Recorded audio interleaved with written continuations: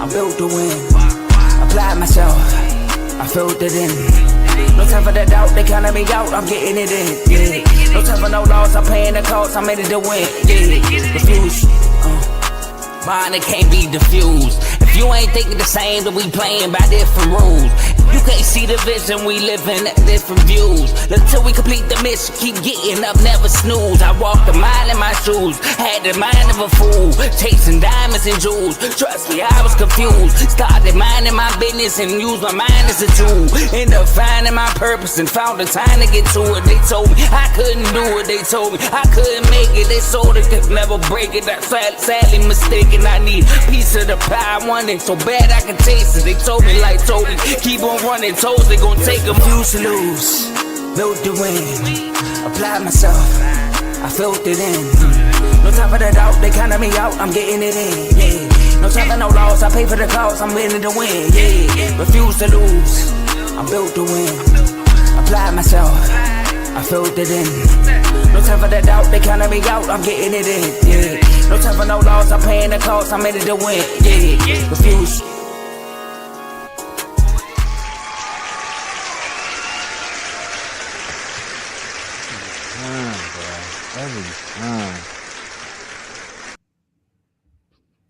Welcome to Refuse to Lose Sports. My name is Joe Jordan. We got a great episode for y'all today.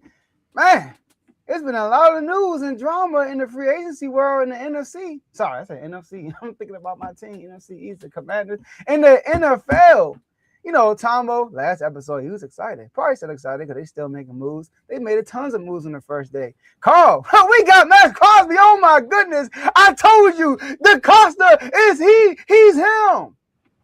You know what? We got something better for you. We're going to resist the trade, and then we're going to keep the 2 picks, and we're going to get somebody else. Interesting. All right, the leading sacker in the last 5 years, I believe that's a true stat. But the Commanders, my boy AP was like, you know what, y'all? My bad. Last all season, we cooked a little bit, but we got a lot, some crippled, little older guys. We're going to get a little younger, and we're going to cook some more. So my boy AP went to work, and we ain't done, fellas. But I'm feeling good, as you can see. Tarmo, we got Mr. Your Dumb Son sitting in the middle, co-host in the red corner. Like I told y'all, Dallas Cowboy fan. NFC East lit, y'all. You know, the Giants make a move. They just signed somebody else, Tutu Atwell. I mean, what's going on? And then we got Tutu. Yeah, they just signed Tutu Atwell. Oh, my God. All right. So then on my far left, but your far right, we got my boy Carl, CTC. You know, a lot's going on. Miami, Ohio lost today. That's crazy. Got lost in the quarterfinals. Carl will talk about that, obviously, in part of his last words. But I got 2 of my bros with me. We all active in free agency. How y'all feeling? I like your intro, man. You was keeping it very positive. I like how you named all my teams outside of the one that let somebody drop 83 on them. I appreciate that, Joe. I appreciate that. I thought you had the shades on for that reason as well. You celebrating one team in DC, but also mourning the other team in DC as well. But outside of that, I'm doing good, man. I really can't wait to hear what I said Raven. I went straight to the team. Carl got to say about that Ravens deal and also how the Cowboys found a way to be a part of that trade without even being a part of it. But on top of that, I want to see what Dave is probably going to say once he sees this segment goes live that he picked the Vikings. We had a nice debate about where Kyler was going to go. So we'll see where that topic takes us. Carl, how you? Man, I'm good, man. Can't wait to get into it. Appreciate y'all for having me as always. Got a lot of college basketball. Been up for a mighty long time today watching nothing but college basketball. Still got a couple more hours to go. But let's get into these topics, man. Let's get it, man. I mean, I can't wait to talk about my topic, but we got other topics to talk about. But Tomo, since he in the comment section, it's Thursday. I know he excited because when he saw the Kyler Murray news, you know my man was turned up. So let's turn me up. All right, man. We are streaming this on multiple platforms. Whatever platform you're watching this on, make sure you like that video. But, you know, the main hub is YouTube. So if you can, make sure you hit that subscribe button on YouTube and migrate over there if you can. You know, write a comment. Be involved in this.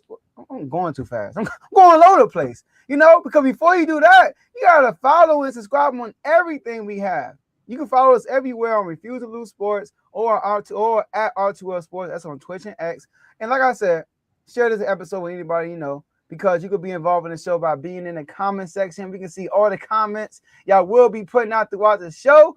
Shout out to my boy Kevo. What's up with them shades? Hey, bro, I'm feeling good. The future is bright.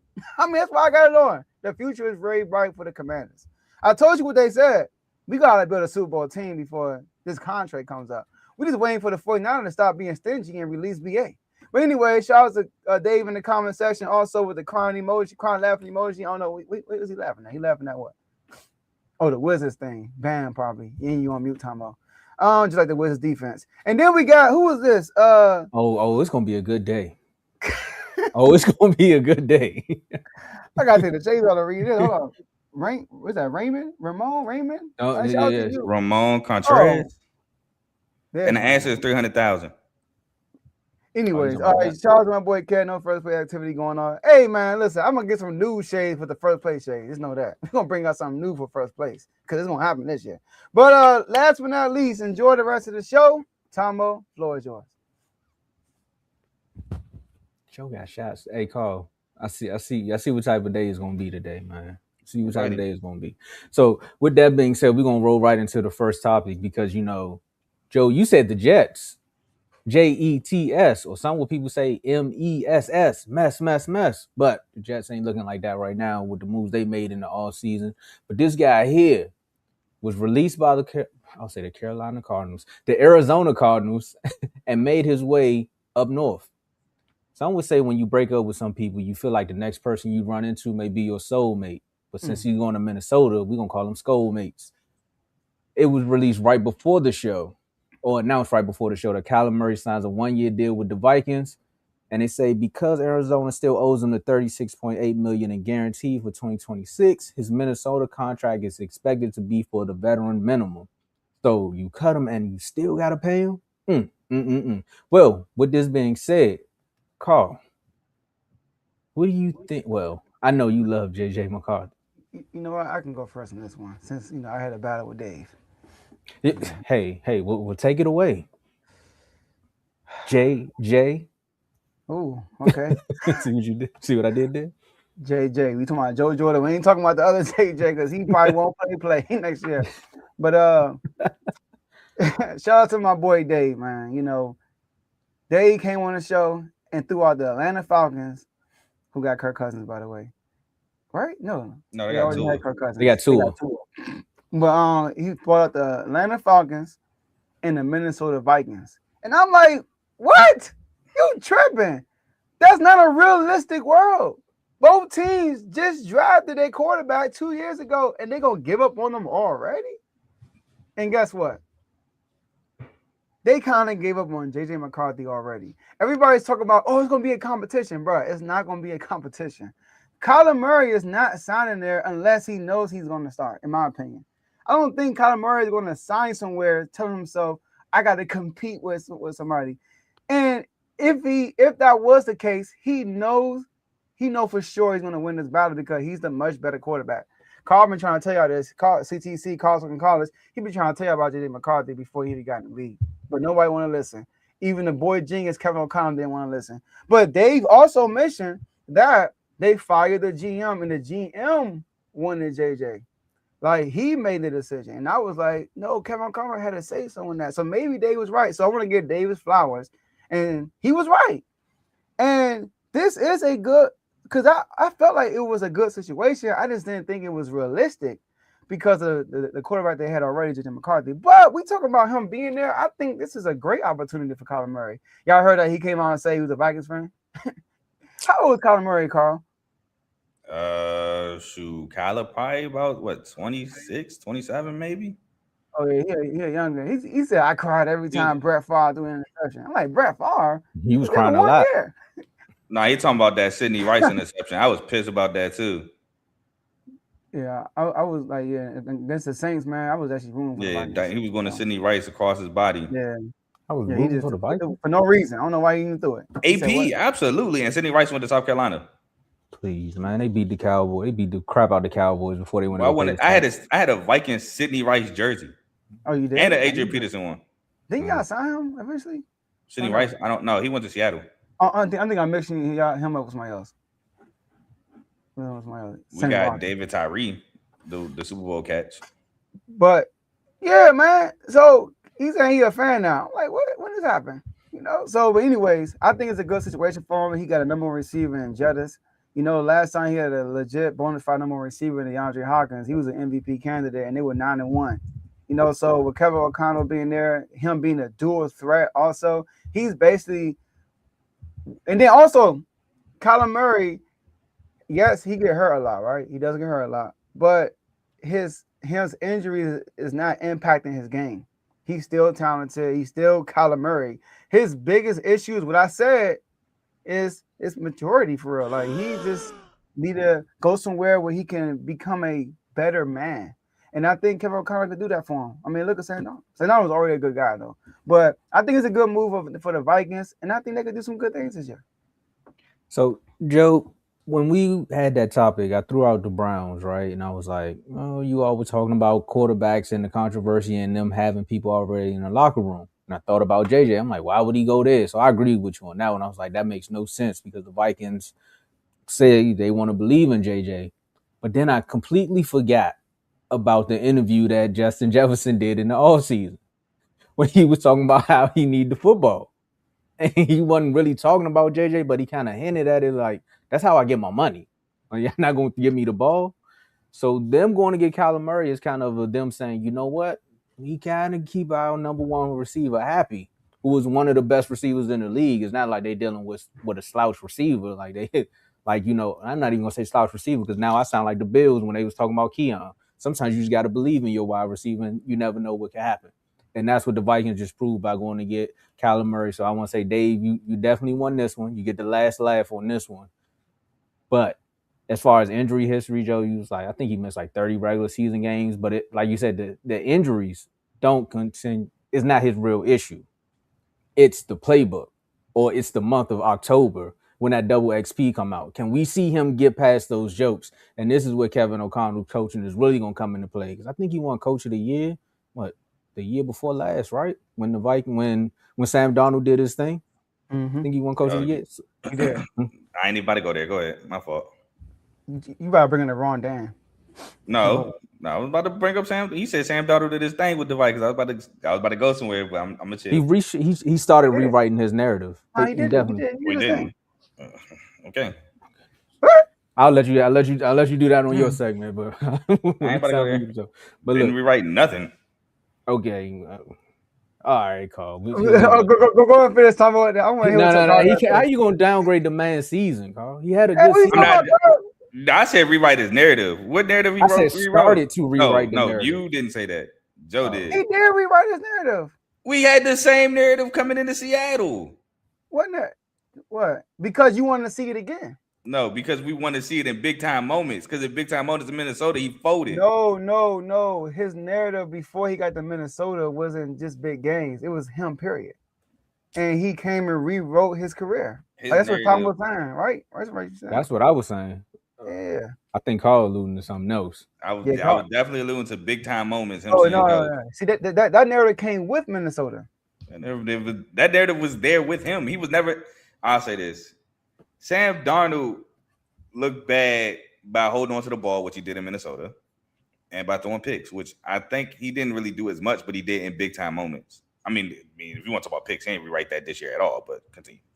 Oh, no, we won't talk about that part. I'm just saying more so what people thought of Sam Darnold. But again, the Vikings went back to probably that mindset. It was like, maybe we let him walk out the door too quick. Not saying that Sam Darnold was going to get the Vikings a Super Bowl the same way that he helped Seattle get one. But they're more so thinking like, we need another quarterback that's going to get back in here and get our offense back to match what our defense can do so we can be competitive. Because look what the Packers are doing. Look what's happening with the Bears. Look what's happening with the Lions as well. So now it's like, how can we be competitive in this division? Let's go get a young Kyler Murray who can improvise. At least if he does hold on to the ball too long, he can take off and scurry for maybe a first down. So with that one, I mean, I'm a little upset that Dave was correct because, you know, I wanted to be right because that was a sleeper pick that I threw out there. But I ain't really mad at it, Kyler. Here you go. Here's another chance for you to probably rewrite a narrative. about you because it's kind of the same when it comes to the playbook. Well, I mean, it might not happen there if you drop the ball, but Carl, what you think about it? I kind of agree with Joe. I kind of think that this move kind of tells me they're giving up on JJ, and they may use Kyler Murray as a bridge quarterback for next year's NFL draft, who's supposed to have a really talented quarterback draft class. Also, the reason why I say that is because you don't want to, have this 1 year with Kyler on a vet minimum, which I agree with Joe. I'm not signing a vet minimum contract for 1 year if I'm not about to play, because this is basically a prove it deal for me. And if I don't play on my prove it deal, that makes my situation worse. So I think he's going to Minnesota with the mindset that he is going to start. And so with that, you don't want to then have JJ on his 4th year with the team option on his 5th year, have a good year. And now you got to you're forced to either pay him or let him go another year when you have 1 year of not so great tape with JJ, where Justin Jefferson is complaining. It doesn't look as good. And then you have 1 good year, and now you stuck like, do I draft the quarterback? Do I let him go for a year? Then he might burn me. Or is he really the future? Like, you put yourself in a tougher situation, not giving him as many years to prove whether he's the guy of the future or not. So I think this kind of tells me that they're pretty much cool with giving up on JJ and moving on with somebody else next year in next year's draft class. So I think this is an overall good move for Kyler, because Kyler has 2 guys, because I don't know who's going to be wide receiver 3 with Jalen Naylor, my boy, going to the Raiders. But you have Justin Jefferson, you have Jordan Addison, 2 very capable guys. If you can get them the ball, they can make magic. So Kyler's definitely going to have guys. You got the draft coming up. They can get guys in this draft to add to that. You can get a running back to add to that. So I think this was a good move by Kyler, man. So, and it was a good move by the Vikings. I think they could potentially not be a bridge. This could potentially be a long-term thing. That's also in play as well. Yeah, because him saying that he's a Vikings fan, it says that he wants to be there. And then they signed. Is it a 1 year vet minimum, or they put him on 2 year? I saw 1, but I could. 1 year. I think okay. I saw 1. Yeah. And I do want to say this. I don't know how many times I've seen clips of JJ McCarthy apologizing to Jettas on the sideline, and everybody like, look at him, leadership. Eventually, it's like, bro, you gotta stop apologizing and start playing better. That's probably what happened. I've seen so many clips and him just saying, "That's on me, my bad." It's like, dog, you had his whole season. I remember 2 moments. I would say 3. Number 1, I'm about to be bad, Tomo. I'm sorry. I know. Number 1, I would say it's probably 5 because that whole game was full of highlights. Go ahead. Number 1, the 4th quarter of the Bears game, because the rest of that game was trash. Number 2, the first half against us. He started us out the whole first half. And, the gritty against the Cowboys. I knew one of them was going to be the gritty. Yeah, I would say that whole game. That's all I remember the whole season, J.J. McCarthy. I want to say this, too. A lot of people predicated his success off winning the national championship, right? You know how many people won collegiate national championships and went on to not be as good in the NFL? We got Tim Tebow, Florida, Matt Leinart, USC. We got, Mac Jones has a little bit of a resurgence playing under Cal. He won at Bama. We got Cardale Jones, Ohio State. I don't even know if y'all remember Cardale Jones. We got AJ McCarron, who's no longer in the league. Greg McElroy, I don't even think he was in the league. Those are both Bama quarterbacks. So just because you won a national championship does not mean that you're a good NFL player. Just what's bro from Georgia? Stetson Bennett, 1-2 back to back.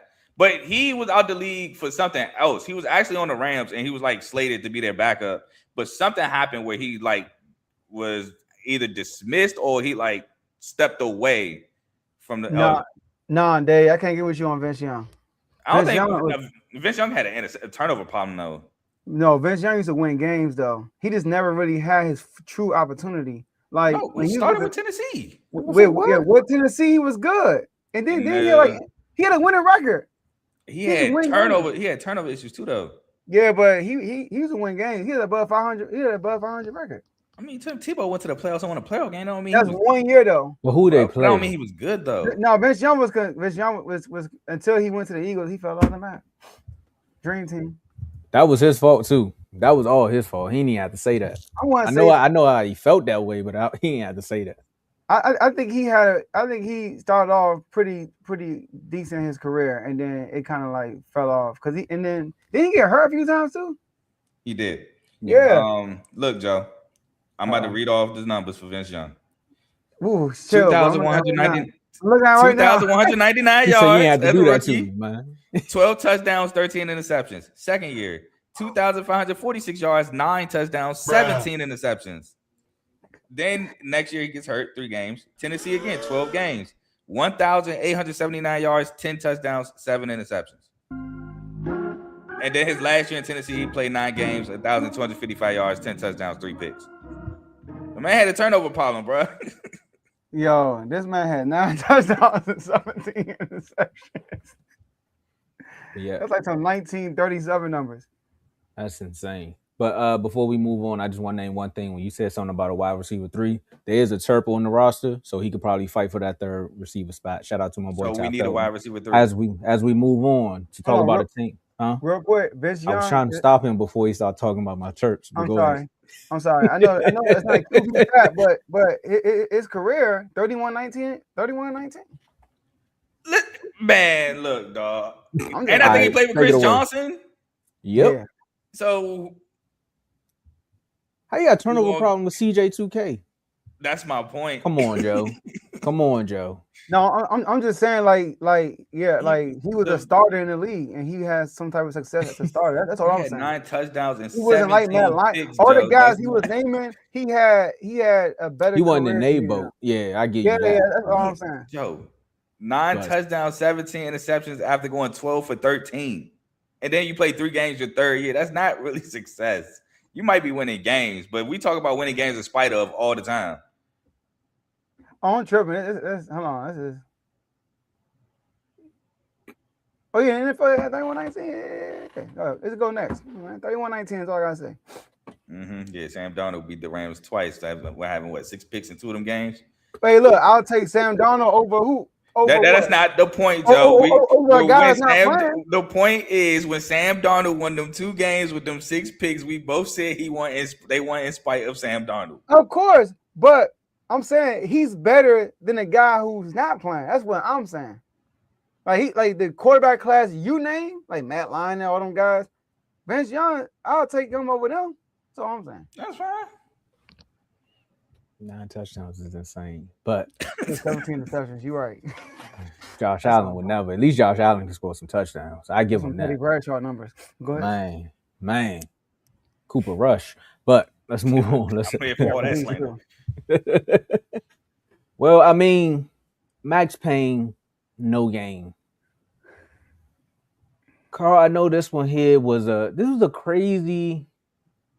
I want to say it was a crazy week that turned into an insane 24 hours for the Ravens fans. It went from we got Maxx Crosby, it's going to be official, to the Ravens backed out the deal. The Raiders posted it. They were like scoring. They went on Twitter. They went straight to Twitter and said, hey, they backed out and won't even want to talk to them no more. Then the street started talking and saying, well, he failed his physical.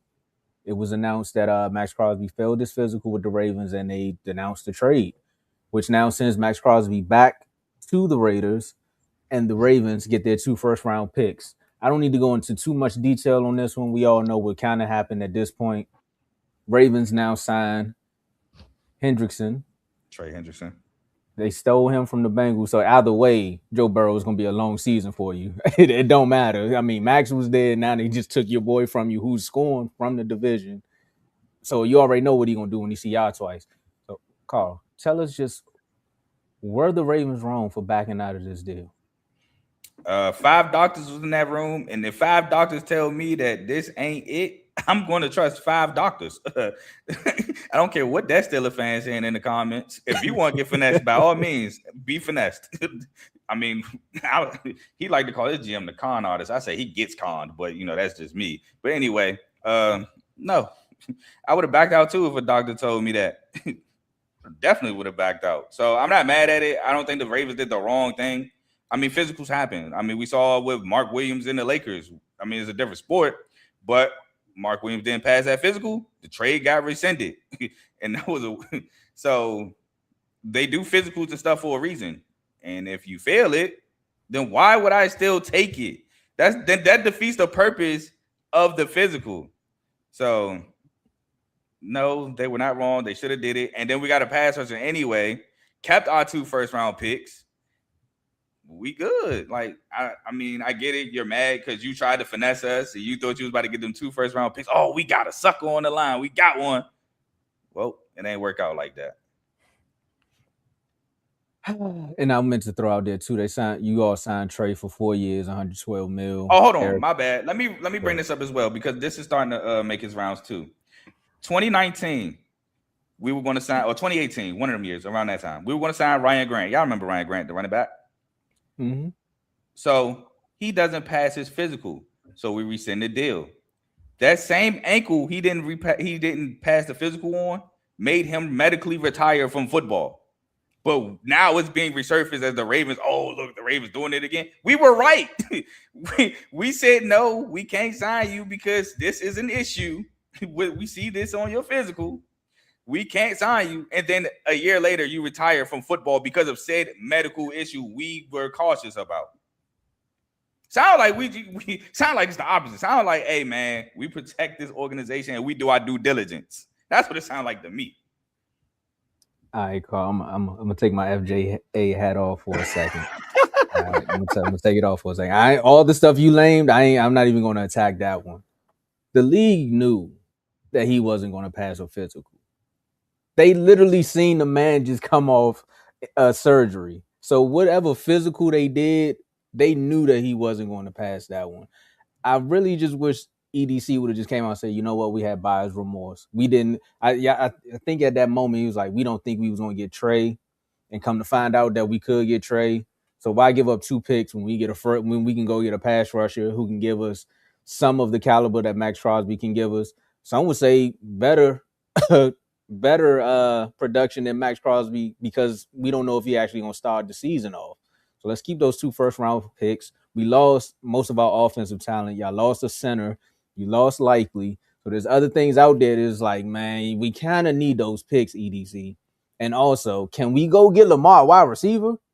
Like, we're going to get all this stuff, but can we go get him a wide receiver? Yes, Max would have helped on the defensive side, but let's go get Trey and go get him a wide receiver. I'm not saying you got to trade for anybody, but if you all want to take one of those picks and go get AJ Brown, I think y'all will be 10 times happier with the team you got now than with Maxx Crosby and what EDC was going to try to put together at some point. On that, and I want to take it away. Now I'm going to put my FJA hat back on, bro. We cool. Hey, Dallas doctors, mind your business. I was about to say, it wasn't even like it was just our doctors in there. It was I know, mind your business. Doctors in there. Y'all was gonna do the deal for Max if they would have took the first, second, and Osa, and then the physical, all this would have never even came out. They would have just been like, "Hey, Max gonna be probably starting in the offseason. We don't know," but the Cowboys would have never jumped in it. Come to find out, they're the same doctors that did Patrick Mahomes' surgery as well, so that's why the league was like, "Yeah, we respect it." But for me, I ain't mad at it. I mean, I wish you could do stuff like that on Madden, but it's digital, so they're going to pass the physical regardless. So, hey, now Max is out there. My real question for the league is, what are the Raiders going to do now? Because they probably have like $4 in cap space with all the stuff they just did. Joe, what's your take? So, I don't have all the information, and we don't. Yeah, I was about to say, I want to say allegedly, because I'm not there. So, this is all alleged. Yeah. We don't have all the information. So it's 2 sides that I see. I see a side or 2 things that probably happened. Number one, that they traded for Maxx Crosby because the Costa came out, ED, your boy, came out and said that they wanted Crosby and Hendrickson. That was a whole plan. So one side of the story could be we tried to get both, but then we saw Max physical, and then people saying pass like when I see pass, I look at like, oh, it is worse than what they were told. Like they were told it was X, and then they watched it, and it's actually worse than that. And it's like, oh no, this is actually a bigger risk than what we thought. So we could do 2 things. We can try to save face and just take the deal and be like, you know what, I don't want to make nobody mad, ruffle no feathers. Or we can do what's best for the organization, which is, bruh, rescind this trade. like I don't care what you think. We're not taking this. And plus, this is an all-in year for the Ravens, so they ain't got time to be wasting with a player they could possibly be losing for. Like, if he can get hurt this year, and then you lose 2 picks for what? So that's that side. Then it's the other side where people got an eyebrow raised, like, ED. So you telling me that you were going to keep Crosby and Hendrickson? Do you not know Crosby's getting paid over $30 million a year? 35. 30. Do you know that you just gave Hendrickson 30, right? Plus a year? About like 27, 28. We got him cheaper. You're going to have 2 people on the line basically averaging 30 a year? We got 54 M's. 50. I mean, so like, it just seemed the timing was crazy because as soon as you rescind the deal, you announce that you get Henderson. So people look at it like it's some sneaky stuff going on. Like, once they found out that Henderson's deal was closed, they say, you know what, we can, like Tomo said, somebody probably tapped the shoulder like, bro, you need to keep. I see that George Bush jump when they do research, bro, you need to keep them 2 picks. That's probably what happened. Huh? That was a bad day. George Bush was reading the book upside down and everything. That was a bad day. God. That was a bad day. We won't talk politics. Let's get back to sports, man. Let's get back. Let's get back. You know, but that was a bad. I don't even know what you were referring to. It was a bad day. I'll send it to you. And you never seen that picture? I don't remember it. If I have, we can't talk about it. He was probably like 3 years old when it happened. Nah, I wasn't 3. You talking 1? You want 3? But anyway, somebody in the comments gonna say it, but we can't say it. Yeah, we're not gonna mess with that. But anyways, like, but I'm gonna lean towards like, yo, they saw something, and then it's not the Ravens' job to like if I'm gonna trade for somebody, I give them the report we got. Boom, this is boom. Y'all can do your own physical. This is what we got about his thing. Then you do your own physical for a reason. And you see something you don't like, you rescind it. And same thing. I know Javon mentioned Jair situation. I saw that. I don't think it's a Ravens job it's their job to basically be like, do you want Jair? It's the Eagles' job to say, what does he look like? And then the Ravens send over their documents. This is what it was. You could do your own test. And then it's the Eagles' job to run their own test. But he ended up retiring anyway. So, and they ended up getting money for that too. Actually, it was a positive. It's the same thing he just said. Oh, the Ravens sent over Jair and da-da-da. Well, the Raiders let us trade for Maxx Crosby. The difference is we did our due diligence. The Eagles did not. It's just going to rub people the wrong way probably. And going forward, people don't trust y'all probably. Because this is like Javon said, this is like repeated offenses. So you might try to get a trade partner. And they might be like, nah, bro, we remember what you did last time. And they might not do it. Because now the Raiders traded and they think in their mind, we got 2 first-round picks. Let's spend this, let's spend that. And then, hold on. I thought you was leaving. I thought you moved. You coming back? That's what happened. He came back with his clothes and suitcase and everything. So now they gotta make more space. They already moved other people in the house, all that stuff. I got it. All right, so two things. Go ahead. It's like that episode of Martin when he thought he was gonna get the apartment on the 5th floor with the 2 bedrooms, but the landlord gave it away before he got there, so Martin had to live out front. That's exactly what happened. So the Ravens like, nah, I need my apartment back. So that's what they did. Or the episode of Martin when he thought he won the lottery, he was writing checks. We gonna be good. I got 2 first-round picks, and then come to find out everybody won the lottery. Again, like, here's your piece. Sound like like you're not doing your proper due diligence. When I got my apartment, I ain't just say, "Oh man, I got this apartment." I went and looked at it first. Then I said, "All right, cool." And what got me though, him in the press conference, like he regret rescinding the trade. I'm like, bro, he did not regret. He said he regretted. Like he basically said like it was a mistake. Like, I don't think he regret rescinding the trade. I think it was more so. The word he used when tripping. I didn't watch it, but what I would assume he was probably doing was like he's more so upset or like sick. He had to rescind the trade because he really wanted both. Like that's what I would assume. But also, I did see a quote from EDC and said press conference that said that hasn't stopped teams from hitting his phone. I've heard teams are still willing to do business, even though this not even the Ravens' MO to do business like this. Like we don't. I won't even call Roquan Smith a blockbuster trade, but the last quote unquote blockbuster trade for better, lack of better term, was Roquan. Other than that, we don't do this. We build through the draft and we sign free agents kind of past the prime. So this was out of body for the Ravens to do. So That's how I feel about that. Like, yeah, people saying, "Oh, it might affect y'all down the line." Well, if I've been alive 31 years, I'm older than the Ravens. The Ravens been around for 30 years. This is the biggest trade I've ever seen. So if this affects us 30 years down the line because we did our due diligence, I'm fine with it. Hey, But if a team don't want to do business with y'all because of that, that's on them too. That's how I look at the it. team don't want to do business with I was about to say with the Ravens because of that. Why they still answering the phone for Howie? Anyway, right? I'm just saying. I'm just throwing it out there. Every time they do it, anytime somebody do a deal with the Eagles, the GM get called crazy. The one that traded the player get called crazy. I wanted to say one more thing before we move on. All right. Because people got mad that he brought up, we moved on because once we found out Linderbaum was signed, that we thought we could get Maxx and Trey.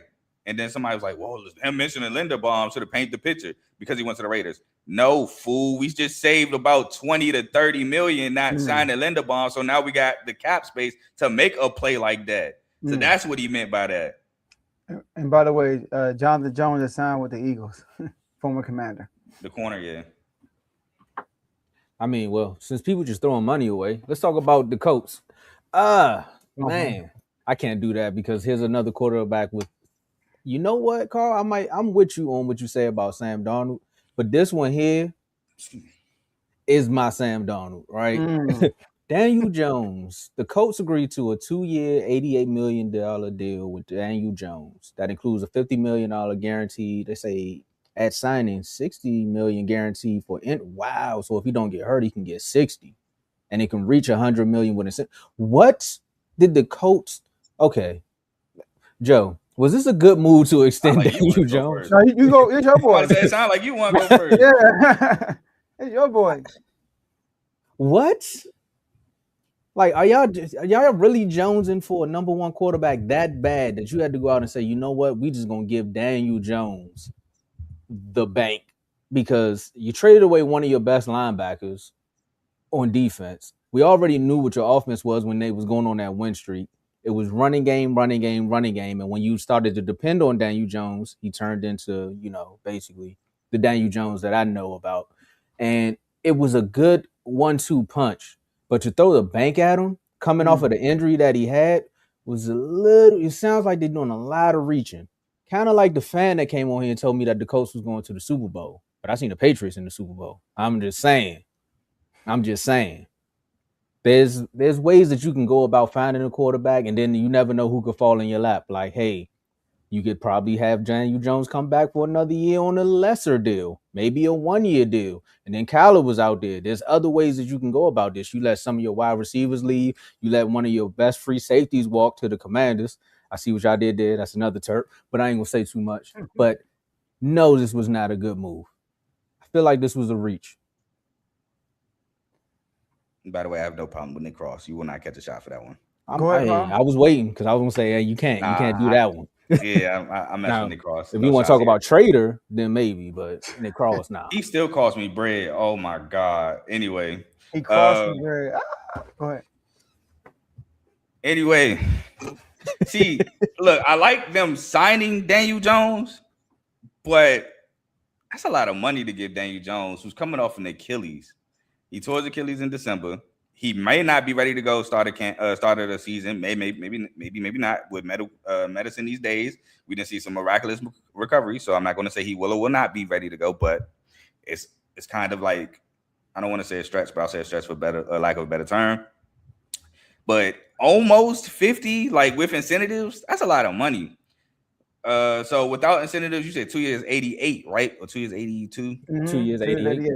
Yep. So that's $44 million of cap space to Daniel Jones, who, by the way, in my opinion, while yes, the Colts were playing well under Daniel Jones, I think the Colts were playing well because of Jonathan Taylor first, then Daniel Jones.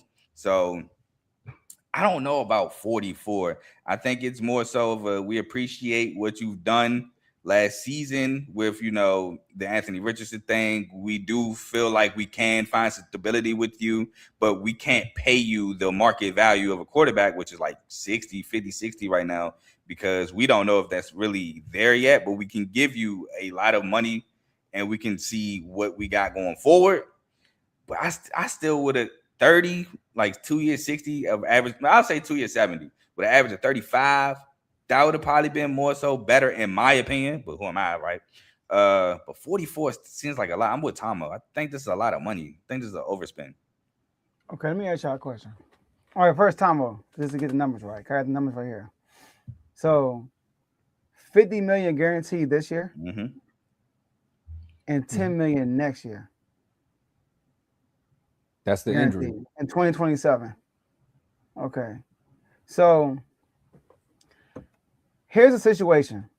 He got transition tag, right? Which is $37 million. So if you do a deal with him, it has to be more than $37 million. Okay. Right?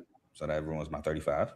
So it has to be more than that. So they gave him $288, which is 44 a year, and 50 is guaranteed. I saw something where they can save $30 million in guaranteed money if they release him before a certain date, something like that. I saw it somewhere. I should have got that. But I'm not too mad about it. This reminds me of the Sam Darnold contract last year. Remember last year, Sam Darnold got signed with the Seahawks, and they were like, "Why would you give all that money?" I'm like, bro, only XYZ is guaranteed, and if year one don't work, they just let the man go. That's all. Sam Darnold wasn't coming off an injury; he coming off an Achilles doing this. Yes, and he's running too. Daniel Jones injury list, injury history is longer than the CVS receipt. Like, come on, bro. CVS, that's crazy. That's why I made that face, because like you have a poison pill for this deal when you don't even know when he's going to be on the field to analyze or to really evaluate whether you want to keep him or not. My only issue is the $50 million guarantee this year. That's what I'm saying. That's my issue right there. I think that's a bit much. That's $12 million, 12 and some change more than what he's going to get on the transition tag. So like. And the man, like he says, on an injury. Go ahead, Tombo. I would say, and with the transition tag, I just looked this up, right? That means another team can offer him something, and then you can match it. Hey, Daniel, go see if you can find somebody else who's going to sign you this, and then we'll tell you if we can match it. If not, then they got to give us a draft pick. 50 mil, that goes back to what you were saying. Yeah, bro. I think that's a lot of guaranteed money. That's my only issue. Like, if it was like, let's say he got 40 million guaranteed because he's gonna get 37 anyway with the transition tag, then I would have been cool with it. But 50 million, that's a whole 12 point something more than we was gonna get him. So like, and he's like he said, he's fresh off Achilles injury, who played through injury, so like then it got worse. So I will maybe that's what they're doing. Like, hey, listen, man, you were hurt, you played through it, and then it got worse. So we're gonna reward you with boom, here you go. But if it don't work out, we can get out of this deal next year. Because what's the other? Like I said, 50 is the only issue with me. That's too much to me. But I'm not mad at the new contract. Because what were the other options other than probably going and get Kyler Murray, which they probably felt like they probably wouldn't be able to get. They don't have no other option this year. They just traded for Sauce Gardner and 2 first-round picks. So, like, they got to do something this year. They got new ownership. Steichen, last year's on a hot seat, gonna be a hot seat again. Probably they started bad, so they kind of had to pay him. But I like the contract because they can get out of it next year. That's why I like it. I mean, they could have just kept the transition tag on them, man. If nobody match it, hey, you gonna play on this transition tag? It's kind of the same thing. Would he play under that though? That caused controversy with the player too, and drama. You ain't got no choice. I'm about to say, you got no choice. Nah, you coming off an Achilles. I mean, where they going? They gonna go to Anthony Richardson? They kind of need Daniel Jones right now. I mean, they spent the 4th overall pick on Anthony Richardson. I mean, you gotta if they have to do something. I mean, you gotta at least put one more year in Anthony Richardson if you do the transition tag and Daniel Jones don't play under it. I mean, they're gonna. What if he don't even start the season? He gonna have to. He gonna have to play. Yeah, and I don't think he's going nowhere either. That's what I'm saying. Anthony Richardson. If I'm the Eagles, I'll pick him up. I think I'm not sure if I remember this correctly, but I thought I saw somewhere that Anthony Richardson wanted to be traded.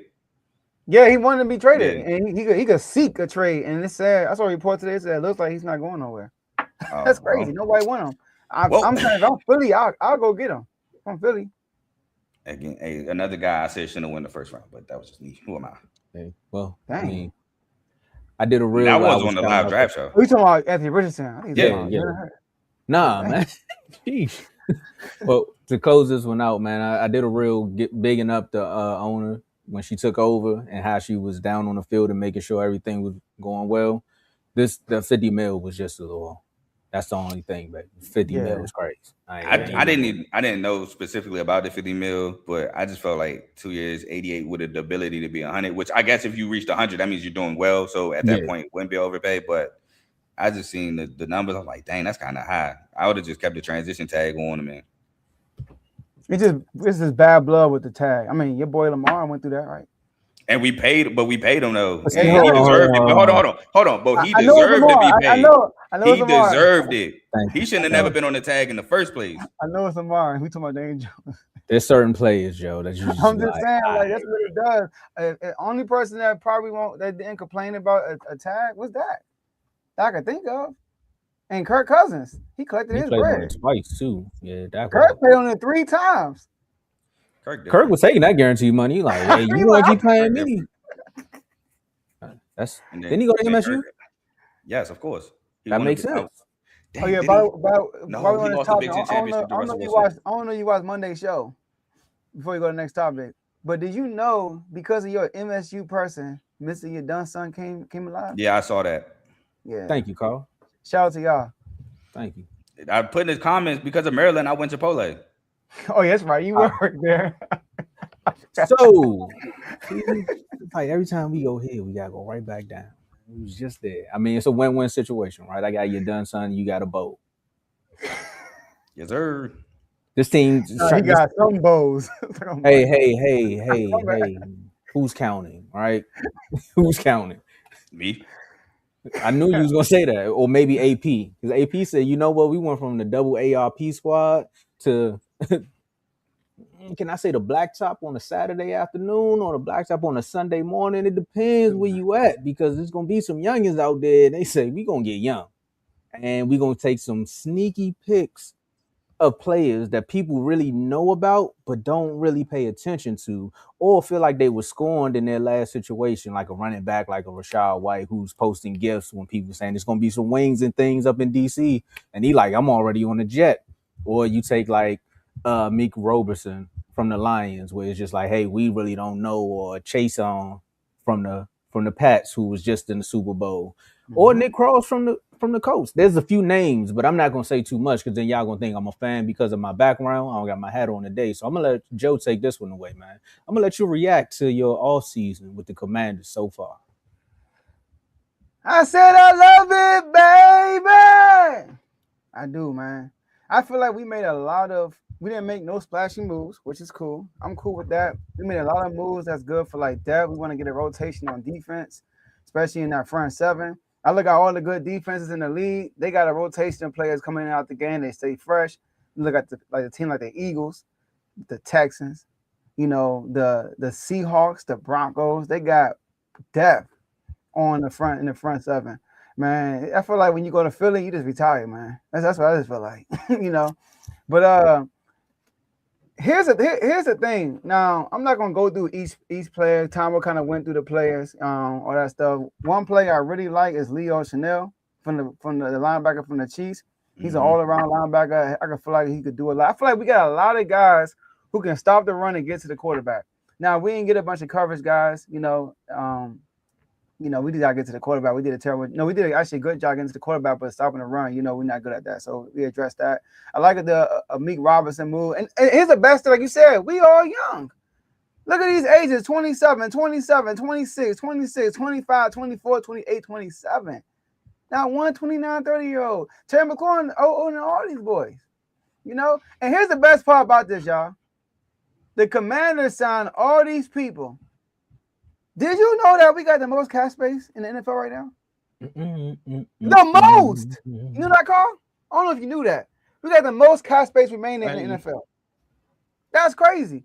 And I heard, Dave, you were right earlier, but you wrong right here. We was talking about the draft in the chat, and somebody said, we're going to draft Jeremiah Love. Now, I would rather us go on defense in the first round. And then they said, y'all got Rachaad White. Y'all don't need Jeremiah Love. Rachaad White. Yeah, I read that. That was crazy. Hey, come on, bro. No. Rachaad White, was he a backup? Now, one thing about Rashad Wright, He did. He was a backup when they drafted Bucky, but before Bucky, he was a starter. He was a go. Yeah, he was a starter, but last year's starter wasn't pretty good. But also the offensive line for the No, he didn't start last year. So he was on the Bucks before. Last year starting. Oh yeah, okay, gotcha. Not fault. I remember Trent was complaining about that. But anyways, it was the offensive line though, most likely. But the good thing about getting him though, he got rapport with, he played with Jaden Daniels, and he's a really good pass blocker. So I think, and he's good in the passing game as a running back. So I think that's a plus. And then the tight end we got from Tennessee. Okay, the tight end we got from Chig. How you feel about Chig, Carl? Chig cool. I don't think Chig really had a opportunity to showcase what he truly can do though. Yeah, an undersized tight end, but speed. We're gonna run routes. He's a good pass catching wide receiver. He said, man, it's give me the ball at 5 yards. I'll turn it to 25. That's what he said. You know what I mean? There you go. There you go. That's what he said. So I'm like, all right, we'll give it to you in the screen. Good, put John Bates next to you. It's a wrap. But anyways, I like what we did so far. The drive. I think we should get Caleb Downs or we should trade back. I'm cool with trading back and getting more trade picks. back. Get more picks. Trade back. But I want us to address the defense in the drive. And I need the 49ers to stop playing games, bro. Just release them, bro. I get it. You trying to make them pay? Just release them, bro. And then we're going to pick them up. Y'all should trade for him. Y'all should give up that first round pick since y'all want to trade back. I know. I'm joking, man. I'm joking. They have to release them. Because if they don't release them, they're going to end up paying them. They don't want to do that. So they're going to have to release them. They can hold them all the way up, though, to the season. But they have to release that man eventually. Yeah, I was about to say, when is the date to where that don't, affect them? I have no. I think is it June 1st? Is it June? I think it's a June. You sure? Be a June. No, I'm asking. Right? I'm legit asking. I thought all the way up until game 1 when he gets. It's like a June 1st cut. It got to be something on that. It got to be something on that. I know June 1st they always talk about it, but that might be it. But yeah, trade back. Do y'all thing. And it's the last thing. I know we try to get your boy, Leonard Bond, whatever. We try to get him. We try to get Alec Pierce. We try to get guys, but we got beat out. Yeah, Hendrickson, we got beat out. And I feel like everybody we got beat out by, they got paid. Like they got I say overpaid, I'm not gonna say that yet. I think Alec Pierce, bro, he got some. That's I'm glad dog. We didn't give him that. No Alec Pierce slander will be allowed while I'm up here. I'm not slandering him, but I just don't think we should have got him. That's more than Terry McLaurin. I think he got paid more than Terry McLaurin. So I'm like, probably be good. But for us to pay on that? No. Yeah. Not us. What has Terry done? What? Y'all keep paying that man for loyalty, man. What you paying for loyalty, man? What are you production? Tomo trolling again. Yeah, he's definitely trolling. Rage baiting like I don't know Joe. Like, what you mean? He about to read all the stats. Oh, man. But hey, man, like you said, it's gonna be a good all season. We'll see what else happens. The Eagles fans was going to smack at you on this one, Joe. I didn't see. I ain't see none of this. Oh, you didn't? Oh, you was on. You was going. You was going. Yeah, I'm about to say it's been there. Yeah. Did Saquon do anything to us? I think he did. Did he cook us this year? I don't think he did. Right? Oh yeah, in the second half he did. In the first game he did. Second game. I don't even know if I watched one of y'all games for real. No, because we were injured though the whole year when we played the Eagles. We played at the end of the season. Huh? I watched one game. That was bad. He went crazy in the second half, but that was after Marcus Mariota got hurt. We was winning. I'm talking about the Cowboys game. I don't care about no Eagles. Oh, the Cowboys game? Okay. The Eagles don't care about us, neither. Josh Harris, a whole owner. Bro, get out of here. All right, next. Well, I mean, hopefully our guest is still here. You know, I just wanted to say real quick. Did you know that Rashad White was Jaden Daniels' leading receiver at Arizona State? Oh, for real? The leading receiver? Yes. It was bad. Dang. And then Brandon Ayuk showed up. No, Brandon Ayuk was before. That was after Brandon Ayuk. Yeah, that was after Brandon Ayuk. Yeah. That was after Brandon Ayuk. I want to say that was after Frank Darby. Yeah. Dang, leading receiver? Yes. Let's get to it then. I mean, that's gonna work. Also, I mean, if we just add a quick 2 cents to what you were saying about your rotation on the defense, well, that's what Dan Quinn loves to do as far as being on defense. He loves the rotation of his linemen and his linebackers, so to keep everybody fresh. And then you want to do that NASCAR package. So we'll see how everything goes because again, this is his third year, so we got to make sure JD is still standing up. And Carl, would you say most of these guys we got are like not most, like a lot of them are versatile? So Leo Chenal is definitely versatile. I would say Chasen. I think Chasen's just a pass rusher, to be honest with you. Odafe always a pass rusher, to be honest with you. Nick Cross, I like Nick Cross. Huh? Odafe is the one. Like, yeah. Huh? Yeah. Nick Cross. I don't know if I would say Nick Cross is versatile, but I mean, I've been saying since November of last year, y'all should get Caleb Downs, who is also who is versatile. So shout out to Caleb Downs. We gotta get him, and we got 10 settle back too. I don't know why y'all thinking about that. Why y'all want to do that? He got a medical thing too. So is he? I told you my evil business plan. So there. Which brother left from last year that got drafted by Arizona? Will Johnson, but he dropped because of that. He tore his ACL, and he played well last year. Bro, I'm sorry it's not up to you. I'll save it. All right, so we'll see. We'll see, man. This is gonna be very, very. Will Johnson was a first round talent that dropped because of his ACL. And if you think you getting Caleb Downs, you lost your mind. Who is we? We must be me because y'all ain't getting him. He's not. I don't even know what Pittsburgh picked, but he's not dropping that far. Nah. Hold on, where are they Steelers? They're like in like 7 or 16 to like 20 range because they made the playoffs. Well, I know 20 is Dallas, but they're in that range. They have to be because they made the playoffs. Nah, I was talking about the comment I just read. We sure ain't about to do that. We about to talk about Bam. That's what we about to talk about. Well, I see you in the comments, man. Where you at? I don't know. The last time the Steelers traded up. Look, I was making sure he was good. Look, he did. No, just like magic. Well, we got a special guest backstage. We gonna say this segment is brought to you by RBO Vaughn. Go ahead, bring him up. I'm ready. You can't do it, Carl. Sorry. Oh, I got you. Yo. Do you want me to do the sound effect too? Oh, he played it? Oh, my laptop messed up right now. Oh, you know what? We gotta add our sound bite for Vaughn. Orlando Magic. Yeah, that's oh, just add this part. Whoa. What it do, fellas? That's what the Wizards defense was saying the other night. Lord. Oh, because Bam I am. Woo, Joe. I went into the NBA chat. I seen your voicemail. You was like, man, I seen it on Twitter at first that Bam had 31 and the entire Wizards team as a collective had 26. So I'm like, okay, I've seen stuff like this before. And he's like, bro, he's going crazy right now. I'm like, Bam? I can't tune in because I ain't paying for the app. I ain't paying the $5.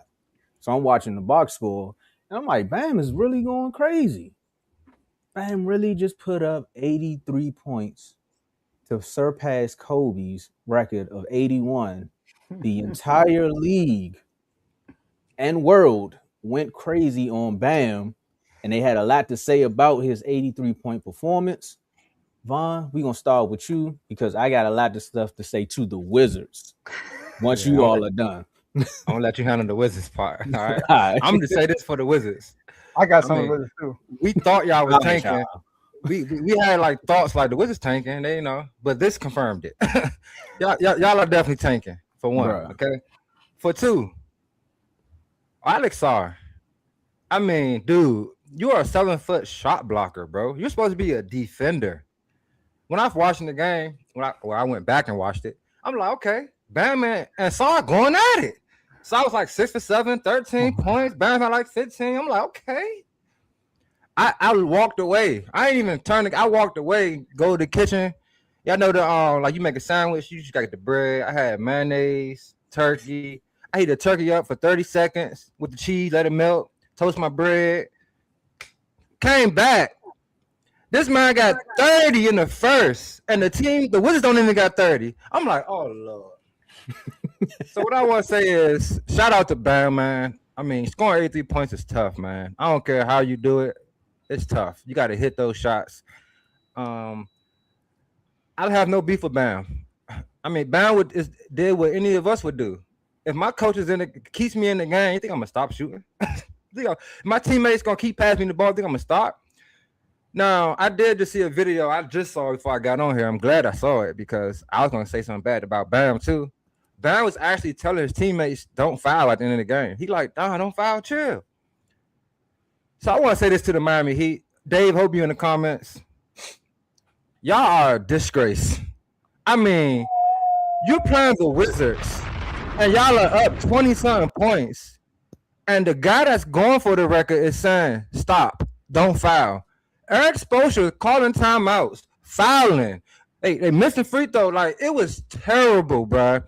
I do not condone that at all. Now, I know a lot of people are going to say, your coach supposed to help you, break records and all that. I got something for you. Carl, let's say Cade Cunningham going for a record, right? Mm-hmm. Y'all up 25 against the Wizards, right? Probably ain't happening, but I'm listening. Oh, let me switch the team. Y'all up 25 against the Grizzlies. I don't know why we just can't blow out the Wizards. I know. I remember you said that. All right, y'all up on the no. I got a perfect team. Y'all up on the Knicks by 20. Bet. That's up on the Knicks by 20. That's perfect. Bet. K got 68. He need 14 more points to pass Bam. Say your coach leaves him in the game. Guess what I'm gonna do? I'm taking his head off. Slim, you ain't about to put 84 up on me. Now, if Bam would have got hurt, what would Eric Spoelstra say in the press conference? I mean, I was trying to help him get the record. What about the playoffs? What about the championship? That's what you play for. When Kobe dropped 81, he had to do that. His team was losing at one point. He had to bring them back. And when after you bring your team back, you keep shooting. So I don't have a problem with Bam going for the record. I mean, you're gonna do what you do. I have a big problem with the Wizards, not the Wizards. I don't have a problem. I mean, y'all are the Wizards. It's the Heat. I do not appreciate the antics in the fourth quarter. Even the Wizards coach, he said in the fourth quarter, it didn't even seem like a real game no more. Like, y'all was turning the ball over. Y'all was fouling him crazy, which is crazy. So on one hand, it's like defense sucks for the Wizards. But the other hand, it's the antics that I did not like. So shout out to Bam. He did a good thing, second all-time leading scorer. Dang. But for the Wizards to let a guy like Bam, who's not even an offensive guy, to do this, like, I seen Corey Brewer drop 50. You know what I'm saying? All layups. I seen Andre Miller drop 50. Yeah. But Bam dropping 80 is crazy. So shout out to Bam, though. You in the record books. But Eric Spoelstra and your teammates, I mean, a teammate supposed to look out. But come on, man. That was just terrible. That made the game look bad. So is it good or bad for the NBA? Bam scoring 83 is good, I would say. It shows guys go for it, man. Like, if you hot, go. But on the other hand, the antics in the fourth quarter, I think that's bad for the NBA, to be quite honest. Because if you're just going there for records, what's the point of having the playoffs and all that stuff? You know what I mean? So that's my thoughts. Am I next? You go, Carl. Man, I'm good with it. And I think it's good too. And I'm good with the antics. You know why? Because on Wilt's alleged 100-point game, they did the same thing for Wilt to get 100. They was giving him the ball. They was fouling the Knicks and getting the extra possessions so Wilt could get for 100. Do anybody bring that up when they talk about Wilt's alleged 100 points? No, they do not. They just say Wilt had 100. Nobody talks about the extracurriculars. I didn't even know about the extracurriculars until I saw a video about how the player on the Knicks described how the Warriors were doing the same things the Heat were doing so Wilt could score 100. So I'm cool with that. He had a chance to break a historic feat, and he did it. Now, cool, if somebody take Bam head off with a dirty play, Eric Spoelstra in the press conference could go, hey, that's a cheap shot. That's a dirty play. I can't account for things like that. But I'm cool with what they did. I'm cool with the teammates did. Is it unethical? Absolutely. But I'm not going to sit here and criticize them for it when nobody has ever told me that they criticize the Warriors for allegedly Wilt doing the same thing. I've seen video of Wilt blocking his own teammates' shots to score the ball himself. I've seen that. So I'm not about to do that now because we clearly see it, and it's the social media age. Now, Bam also, he shot 43 free throws. I seen that was a complaint. He was getting fouled. What are they supposed to say? No, we're not calling fouls. You're getting too close to Kobe's 81.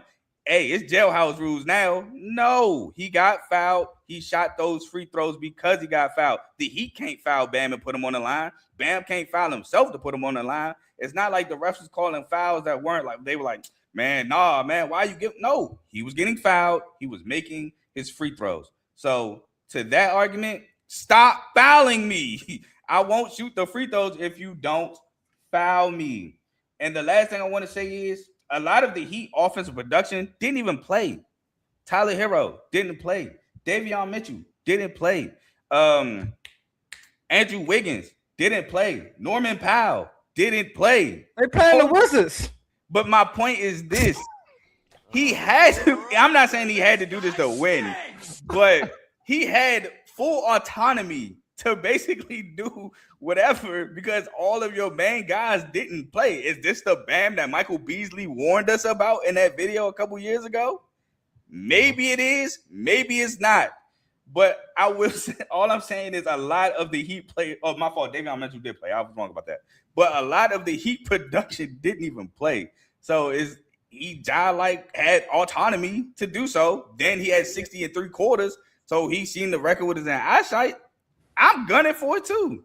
And one more thing. I did say the last thing on that last, but one thing. The Heat ain't playing for no championship this year. So I'm definitely going for the record. I'm not getting no chip with this roster. The Heat fans complain about this roster a ton. So I'm going for it. I can go, Tomo. So I'm cool with it. All around. I am cool with it. But here's the thing. Do anybody talk about David Robinson doing the same thing? Because he did.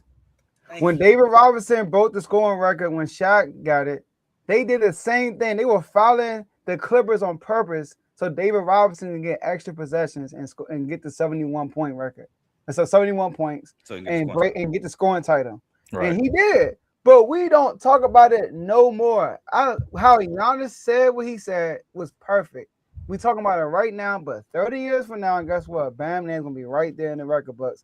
Because I bet you, I'm not saying anybody on the panel, but the main media, if LeBron would have did the same thing, Steph Curry did the same thing, or if Anthony Edwards did the same thing, we wouldn't be talking about it like that. We are doing it because it's Bam. It's like we don't expect Bam to get this record.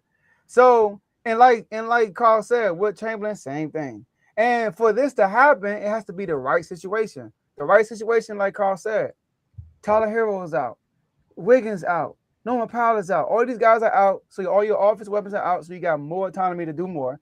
Number two, the Wizards are low managing their starters. Alex Starr played like 20 minutes. I mean, Trey Johnson played like what, 15 minutes? He barely played. These dudes barely played. So you're going against scrubs. First of all, they're already a scrub team right this year, and they're not even playing their starters. You in Miami, you dropped 30 in the first quarter, 31, and this is Bam, who career high is 42. So you're like, oh, I'm feeling it today. And then you get to 63 at the end of the 3 quarters. Then you get to 70 with like a half a quarter left. It's like, dog, we can get this record. And the reason why I like it because you turning the game off because they blowing them out. But because he was chasing the record, people glued to the game. It became a game within the game. Is he going to break this record? So I'm watching like, is he going to break it? I was excited. And I hear Teddy in the group chat, if you're a real one, you will get subbed out and not break Kobe record. What? Wait, he said that? I know somebody saying that too, but I didn't know he said that. I know. Yeah, Kobe. People were actually upset that he broke the record. Like they should keep it in Kobe's name. I heard small ESPN said this, and I'm like, he's right. He mentioned that Jordan hit the game winner in the All-Star game, and Kobe went down and tried to beat it and shot the 2 free throws. Everybody's like, Mr. Free Throw. This might tell me to say Mr. Free Throw, and he was looking, what? And they won the game. So. And then I saw a clip that's going viral where there's a high school kid that it was interviewing Kobe and they was telling him there's a high school kid that scored 120. That was college. Like that. All right, he said what? I think that was Jack Taylor joint when he did that at Grinnell College. He said he scored like 128 points. The Kobe said, how many times you shot? He's like 107. How many times you shot the ball? He said 130 something. He said he must have been wearing the Mamba shoes that night. Kobe was okay with that. Kobe wants you to break up. He will want Bam to break the record. So like, I get it why people are upset about the fouling at the end. I understand that part. But my whole point is we're going to forget about that. Like we won't, but the next generation, they're not going to talk about that. They will just see Bam name in there. So when it comes to an argument like Bam, he had 83 points in one game. It's going to be a part of the conversation. Just like we do with Kobe, just like we do. And then Kobe didn't need the points, but not every point. Kobe didn't stay in to get 80.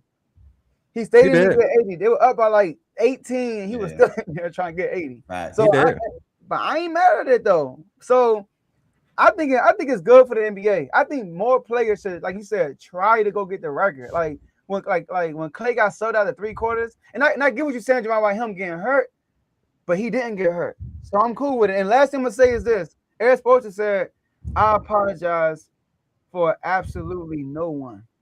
He said, "Period." I know. I ain't apologizing. That's what Eric Spoelstra said. So shout out to Miami for letting him get that record. Talk about real quick before you go. Get out of here. No. Get out I got some more for the Wizards, but I want to let Tomo go first. You about to talk about this? You just about to talk about the Wizards, Tomo? I want. That's all I got. That's all I got. I just want to say shout out Spo for not pulling them because he could have felt pressured into doing so. Oh, we up 30. I don't want to show. No, shout out him for not pulling them. Definitely want to do that. And the thing is, people are like so worried that Kobe's going to be erased from NBA lore because Bam broke the 81. 81 is not even allegedly the record. So how is Kobe going to get erased from NBA lore if he don't even allegedly? I keep saying allegedly because I would love to see some footage of this 100. But allegedly, he don't even have a record, and y'all still love him for the 81. So this 83 is not going to do nothing with Kobe's legacy. It's okay. That's what Kobe got right here. That's a fact. I don't know why people are tripping off that. Even I don't think Bam's 83 is on Kobe's 81's level, in my opinion. Facts. In my opinion. So let's throw it out the window. So, fellas, y'all are okay with the antics? So this is hypothetical right here. What if he did get hurt? Are we still not even just that? In football in general, not even football, sports in general, football, basketball, when you have a big lead, you take your good players out because of what, Joe? Injury and respect for the game. It's mainly injury. Injury, though. To be quite honest, because it's been plenty of times a guy that been left in the game and he got hurt. They like, why is he in the game in the first place? Because he going for a record. Now, I'm not a coach. If I was a coach, I'm not a type of coach that'll put my guy in jeopardy for a record. You see what I'm saying? Especially against a team like the Wizards. They have guys over there that in a couple years, you probably won't hear their name no more. Yes. You probably won't hear their name no more. They probably don't like, I'm just saying, that is me. Now, when you talk about, it's okay, like I'm fine with it. Are you okay with running a score up on somebody? Are y'all okay with that? I never complain about that. Exactly. It's my job to stop you. I'm asking you a question. That's it. Yeah. That's enough. We are okay with it. Me personally, it's my job to stop you. If I can't stop so you. If you was a coach, you gonna leave your starters in the whole game even though y'all up? No. But if I got a record, not a record. Go ahead, John. If I'm Spo and Bam was like, I really want this record, and I know Bam probably would never get to this feat again, I would probably leave Bam in the game. I'm not gonna lie. Like, this is Bam we talking about. This is not it's not like a Steph Curry where you probably get this opportunity again. So I would have left him in the game probably. Me too. Because he didn't get hurt. I guess you'll be right if he got hurt. So he didn't get hurt. So it's like I remember like the Celtics in the NBA championship game. They was getting blown out. I mean, it was blown out Kobe. Kobe played a whole 4 quarter, and the Celtics kept their whole starters in the game the whole time. That's risking injury right there. You're talking about in the finals? It was in the finals, which is the end of the year. But last game. But you can still get hurt, and that could translate to the next year. No, that's a fact. But if you're in the finals, this is the last game to win the finals. This is a historic feat. Yeah, Javon. Against the Wizards in the middle of the season. What is he going to get from that? Like, it's still history. The record books. This is my thing, though. Like, this is my thing. You bring up David Robinson doing what he did. Nobody gonna bring that up. You know why? Because David Robinson averaged 28. He was a baller. We know if he really wanted to do that, he could do that. He could do that. The only time he did it. Exactly. because he only took those. That's the only time he took those shots. Don't say that's the only time he won a scoring title is when he did what he did that day. Yeah, he was at the end of the season. He saw what Shaq scored, and then he had to beat Shaq's numbers. That's how he won the jump. I'm here. Middle of the fourth quarter. Same thing that happened with David Thompson. David Thompson did the same exact thing. He scored 70. He was trying to win the scoring title. And then he ended up still losing because I think George Gervin dropped 60 that day and still beat him. Yeah. So I think that's different when you're chasing a scoring title. You're trying to win a scoring title. He's just trying to get in the record books. Like, just me personally, that is bound. I think that's empty calories. That's just me. That's just me, dog. I think because it's bound, it's a more of a reason to leave him in. Because like you said, David Robinson, he shows like he can do it again. We know Bam ain't getting the 60 and 3/4 again. So it's like, bro, leave the man there and milk the cow. That's how I look at it. Like, it's Bam. Like, he's not gonna get here again. I'm cool with that. He got the record. He's still healthy. His mama was there. Girl was there. He was chill. I'm not mad at Bam at all. Bam ain't got nothing bad to say about Bam. Bam did what I would have did. I would have shot. I would have got the ball up. It's the coach. That was terrible to me. I don't respect that. And then it's Miami Heat. They're not doing. But David Robinson, the way he Joe, how many times have we said that about the Heat? And they did time. No, out of any team, but if it's a team, it'd be Miami. It'd be the Heat, bro. And they got some good players. They just hurt right now. Norman Powers ain't bad. Tyler Hero ain't bad. Khalil Ware down there still. They got some decent players over there. Wiggins still over there. They just hurt. So I mean, I feel y'all. You know, y'all don't got no pride. Y'all just want records and stats. I get it. I mean, that's the same thing with David Robinson. Hold on. Hold on. Vaughn, you can't rage bait him. I gotta go. Okay, go ahead, Tom. Vaughn's about to have y'all jump him. He's like, "What you mean, pride? Hold up." He's like, "Hold up." I mean, I was about to say, a record or a scoring title in a historic feat, the same thing. You use the same tactic. Wilkes, 100, the same tactic.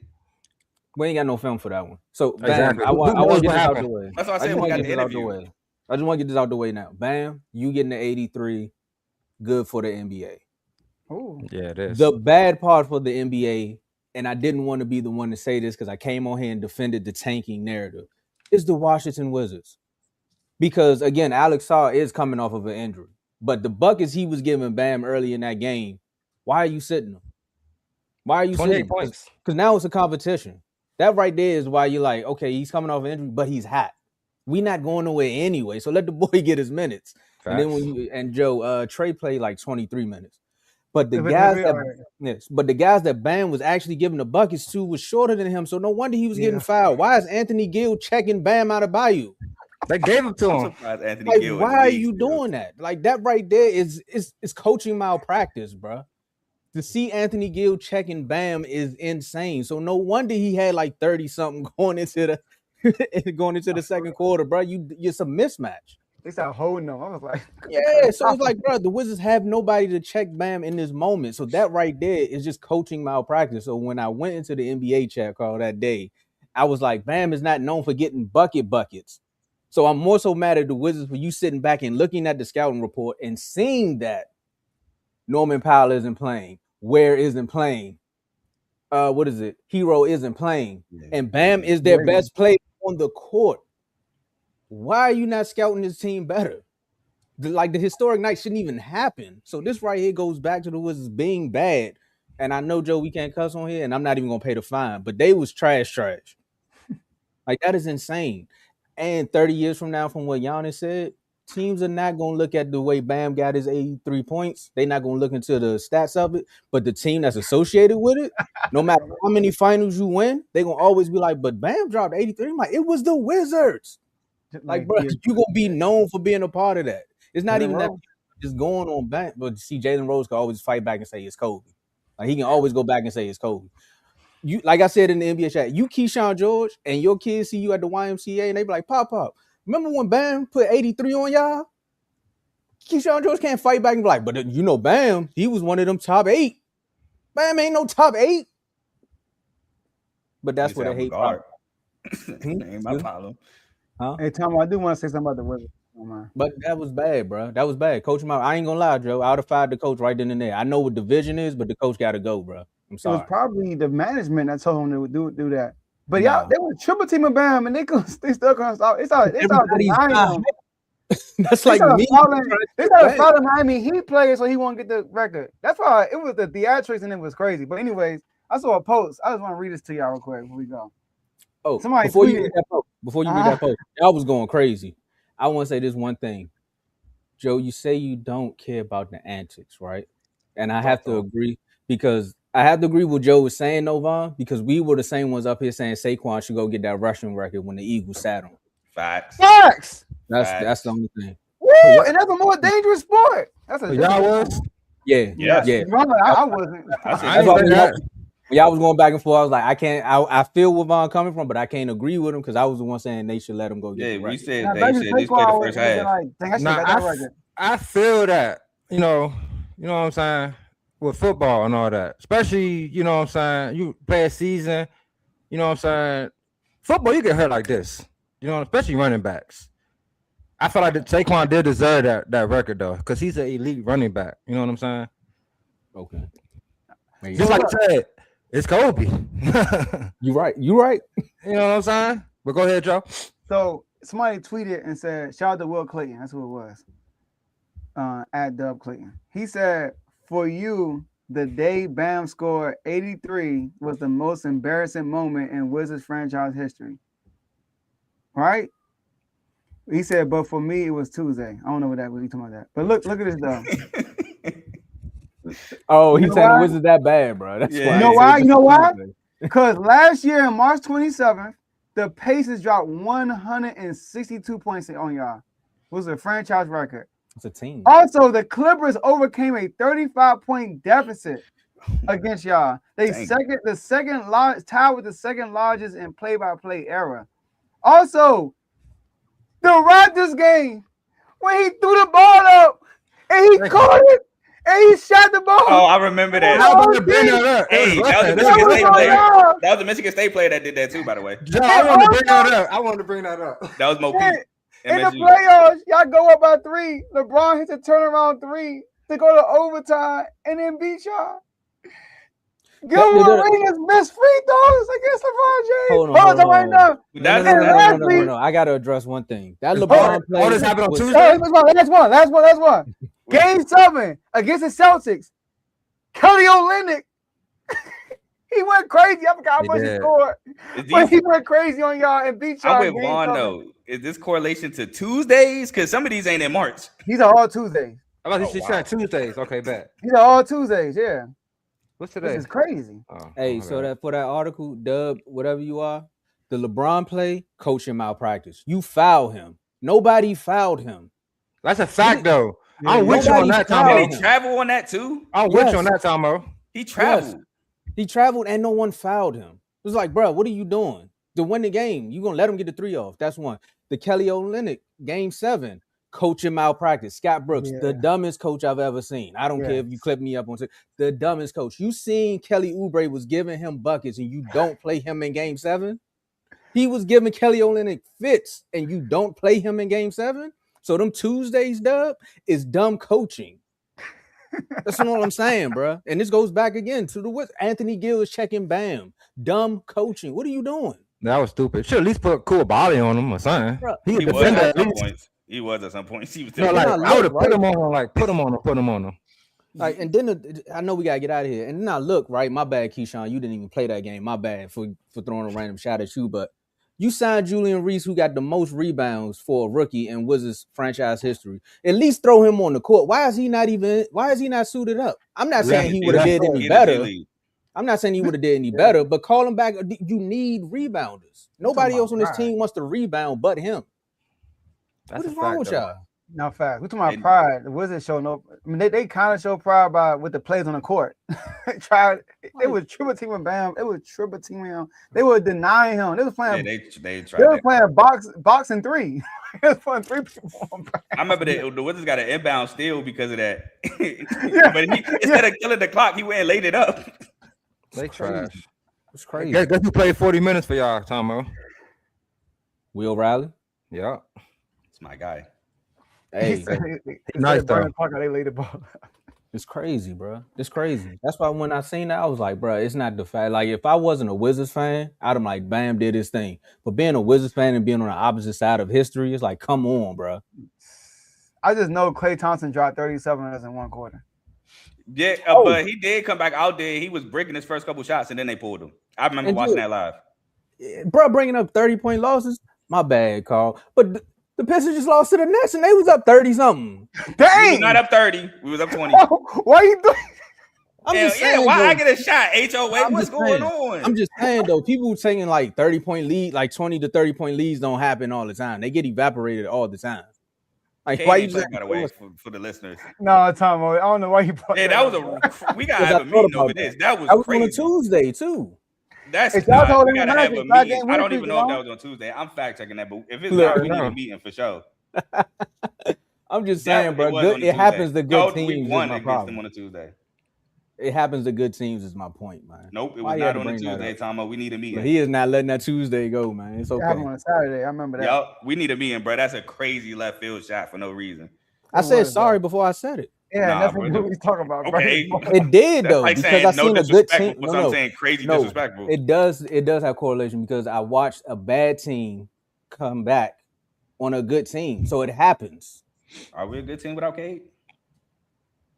Oh my God! Now here comes the Cleveland stuff. All right, let's get out of here. That had nothing to do with Cleveland and everything to do with roster construction.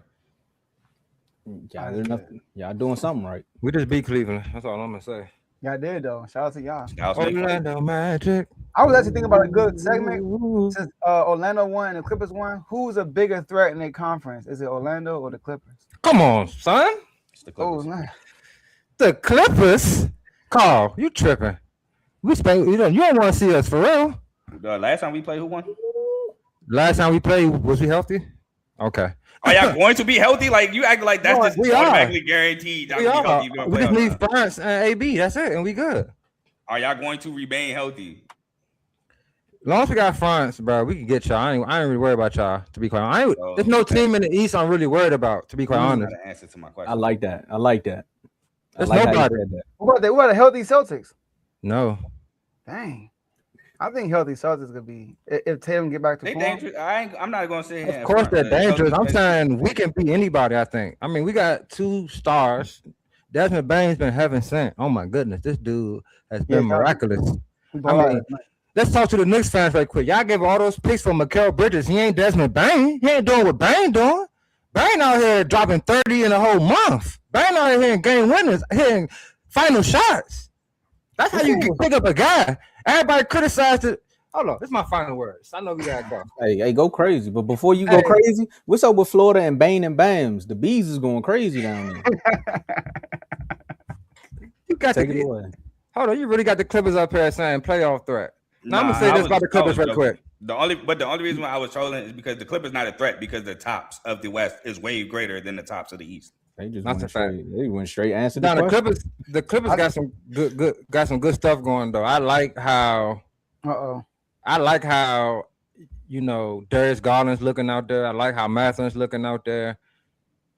But enough of that. Let's talk about my matchup. Listen, 5-game win streak. Paolo since the All-Star break, 25-9-6. I mean, he's been balling.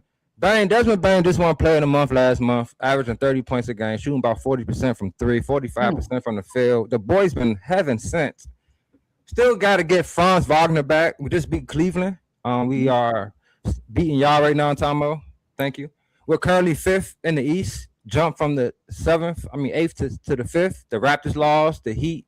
We're like a half game up on the Heat or something like that. I think we just got a better win percentage. But in the East, one full game above Heat. So they tied. Mine 36-28. No, they're tied, but Orlando won the series. That's I'm tripping because y'all played 2 games. My bad. We got a higher win percentage. That's why we. Yeah. So let's talk about the East playoffs real quick. I think the East playoffs is gonna be way more exciting than the West. Mm-hmm. Let's talk about the East right now. If it started today, boom. Philly versus the Pistons. Is that not a great matchup? Even though they're getting smacked right now, but is that not a great matchup? Then you got who? Philly and Detroit. Oh, Philly and Detroit. Yeah. That's if the play-in works out the way that. But yeah, based That's what I'm saying. That's Say what if I'm it saying. started today, yeah. If it started today. But I'm saying Toronto versus Boston. That's a good matchup, I think. I think Toronto is a team that's up and coming, got some good players. Boston, we're gonna see what Tatum really looking like. Then you have the Knicks Heat. Miami and Knicks. Ooh. Yeah, Miami and the Knicks. Bam, you better get your 80. And we know the Knicks 50-50, and we know that he can turn it up in the playoffs. They could. Then you have us versus Cleveland. Rematch. That'll be a rematch from 2 years ago. So, listen, right now, I think Orlando is the biggest threat. Not the biggest. They're the biggest dark horse in the East to me. I think out of any team that you don't have penciled in as a top team, I think we that team. Better than Philly, better than Toronto, better than Miami. All them other teams, the top 4 teams, people not gonna put us over, but we can beat any of those teams, man. I'm telling you. All right, so what if what's France looking like with his injury? So they're saying he's responding to treatment. They're gonna see how he's responding to treatments. We're just waiting right now, pretty much. So if he comes back, you think that'll mess things up for y'all? I don't. No, I can you put J-Mo comment back up there? No, okay. I hear this a lot. The best fit. Shout out to my little bro J-Mo. Orlando best bet is for France to stay hurt. Unfortunately, they are much better. France ain't like that. France came through. With a Michigan it's Mike. Oh, okay. It's Mike phone. Yeah, but nobody. Yeah, that's what I'm saying. France come through and say, no, cut that. We can't have that. I got it.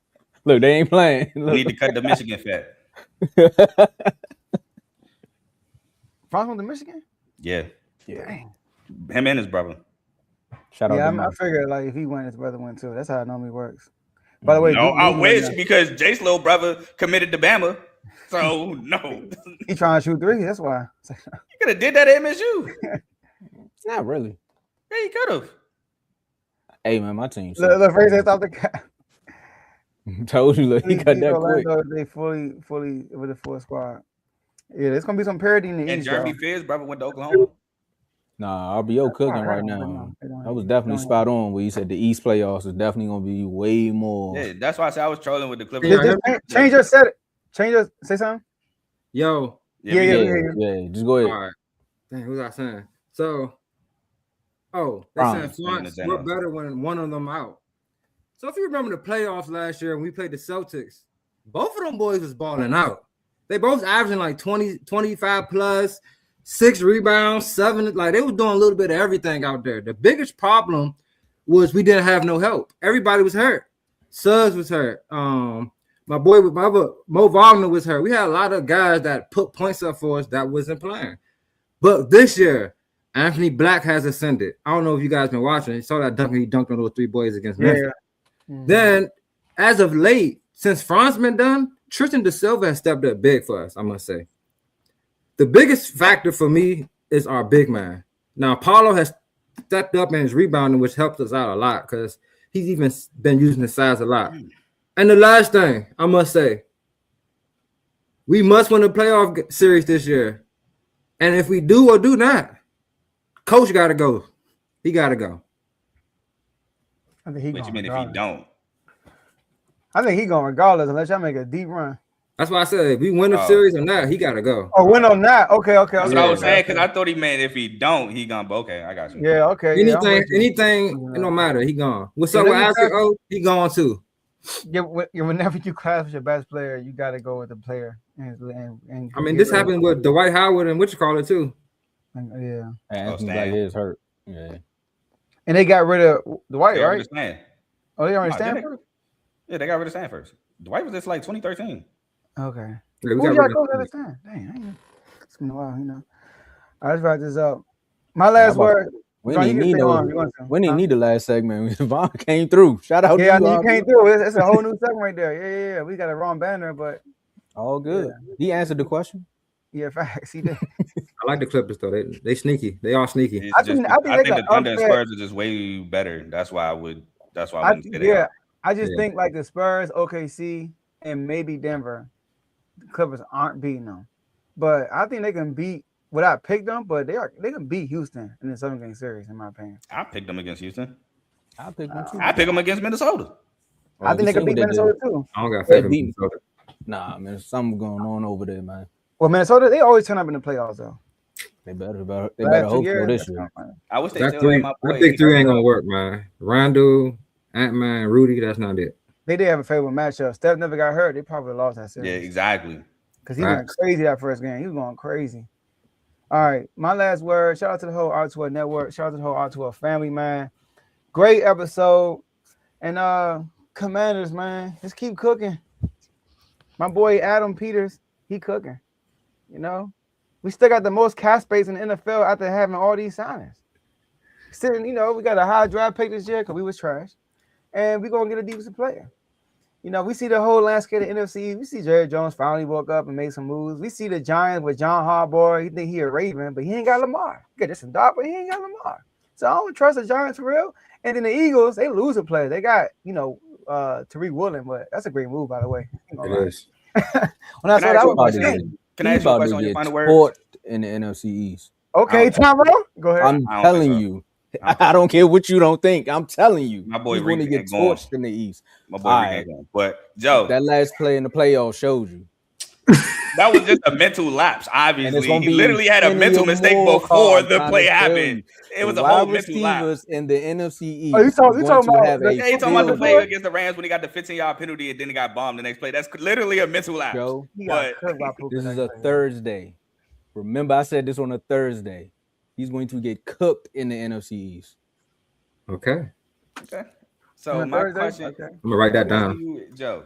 And then my Kings, man, keep doing y'all doing. The Kings, they taking my advice. They said we are already in the tanking race. We don't need to keep losing games. Let's actually try to win some of these games now. And guess what? We starting to win some games with the young core. That's what you want to see. You want to see the youngest pull through. Man, Devin Carter's had his career high, 24 points, not a lot, but he had his career high. You know what I mean? We out here balling. So I just need us to be around the vicinity. And AJ, come on, man. Come out the draft. All right, come out the draft. I saw an RBO episode. Come out the draft, please. And if we get number 2 pick, I'll take Peterson. He too talking about I might want to be a Kansas for another year. I'm like, bro, you don't want to be there right now. Exactly. Caleb said the same thing though. Caleb is probably the more believable of the three, I would say. Well, AJ biggest thing is his mother. His mother wanted him to stay get a degree, but it's ways around that. Yeah, you get your degree while you're in the NBA. But my question to Joe was, they already getting the bread. Never mind. My question to Joe was, with the high salary cap, who would you want? To me, the rest of free agency ain't even that great. I know you're right. Some depth pieces, you know what I mean, for this filling the roster. That's what y'all signed. No, they signed some starters, bro. They got a bunch of Anthony Gales. Hey, maybe we make a trade in the draft. Y'all draft capital kind of low. It is. We got like 4 picks the whole draft. Y'all draft capital low. Take it away. Am I going next? All right. First of all, if you would have told me while I was in college that Anthony Gill would have the longest NBA career out of that UVA squad, I would have laughed in your face. It's crazy to me that he's still in the league. Secondly, again, thank you for having me on the show as always. Appreciate that. Third thing, MSU plays the winner of Rutgers versus UCLA tomorrow. Yeah, Maryland season's cooked, Tomo. I know it's over. Anyway, it was done like it's over. You lost ago. Yesterday. You lost yesterday. Your season's officially over. It's been done. But anyway, I'm tired of these close games with almost cursed. I'm tired of these close games with Rutgers, man. I really am. I'm so tired of this. If Rutgers wins tonight, please blow out Rutgers for my sanity, because it's the quarterfinal game. Then we would play the winner of, I think Northwestern lost to Purdue by a ton. So we would play the winner of Nebraska-Purdue. And then ultimately, it would probably, if we win that game, be Michigan in the championship for the third and final game of the year. I need that to be a dub for us, because last year we won the Big Ten championship by 3 games and then lost in the Big Ten tournament to Wisconsin in the semifinals when John Tunji had the game of his life, and we would want to definitely beat Michigan in the finals. They did not want to see us. They were so happy, and I'm so mad at Maryland for smoking that game against Michigan in the semifinals because Michigan ended up winning the Big Ten tournament championship. So I was mad at y'all for that. Yeah, enemy of my enemy. Yes, you think I wanted to see Michigan win the Big Ten conference tournament championship? Did you expect us to win the game? Yes, Michigan was not that good last year. But at least to us, we beat them by 20 both times. Miami of Ohio definitely macked it. I was so mad. But it is looking like that they still may be in the dance, allegedly. I don't trust the committee that much to put my faith in it, but allegedly they will either be at Dayton in the first four or the round of 68, where the teams fight to be in the round of 64. That is what it is looking like most likely. But with the Auburn loss too, because Auburn did lose to Tennessee, so looks like Auburn is out, or they should be out, but they have a name and they have a brand, so the committee still might put them in. But hopefully Miami of Ohio is safely in the tournament. I would love to see them play in around the 64 game, but I am mad that they smoked it. Not only because they smoked it, but because I picked them to win the MAC, and they didn't do so, like the MAC Conference Championship, the tournament championship. So I was mad about that. Ravens, probably not so many more free agency signings out there. I do want Joe Bitonio, but I already got the draft, man. Hit me, man. I got the draft plan already from rounds 1 to about round 5. I got all the draft picks you need. Just hit me. I got y'all. And the Pistons, man, maintain this 1 seed or not, we did way more than I expected this year. We're on the road to 50 wins. Did not expect that. We'll be top 3 seed. Did not expect that. So, yeah, man, I'm proud of y'all for the season. Still like about 15 to 20 games left, but I'm proud of what the Pistons have done and proved me wrong with so far. And we better win a round. I want us to win a round. We don't win a round, I'm be pissed. Devin Booker got 41 in the third quarter. Future Piston, please. He ain't doing it. He's from Michigan. That's my only hope. He's from Michigan. Let me see somebody on our team going for a number. We are playing the Wizards. I thought they were playing the Wizards. They're playing the Pacers though. All right. Jalen Suggs like now this plan. You lead the Magic. Mo Wagner. Wendell Carter like now. Never a Michigan player. Don't even joke. Hey, winning. So look. This is my final words, man. Hey, shout out to my man Omar Khan. I know you tried to crack your little joke earlier, Carl, but you see what he's doing. Jamel Dean, Michael Pittman Jr. I like that one. We're making some good picks, some good pickups. Now we got to see what we're going to do with the quarterback situation. I'm not mad if we stick with Will Howard. I really don't want A-Rod to come back. I don't, to be honest. I really don't. But it'll be better if he comes back with weapons. You know what I'm saying? So shout out to my Steelers, man. We're going to keep moving forward. Shout out to my Magic, man. We fighting. Paulo told everybody, every game is a playoff game from now on. We can't lose. We can't lose. And they've been playing like it. Paulo stepped his game up. Desmond Bain is balling out of control. Shout out to the boys. And Carl, just real quick. New coach, same problems. Yeah, coaches don't handle them problems you talking about. Oh, not unless you got tenure. Let me finish. But my coach did. Okay. And I finished. Okay. Your coach was there for like 20 years, and I'm exaggerating a little bit. He had the pull to do so. My coach is his first year. He does not have that pull. But you know what's funny though? The Ravens picking up endless defensive guys because you got a defensive coach. Like I said, I got the draft plan. But I appreciate y'all though. I got the draft plan, my guy. I got the plan. This is my last words. I just gotta ask you right quick, Vaughn. How you feel about Mike McCarthy?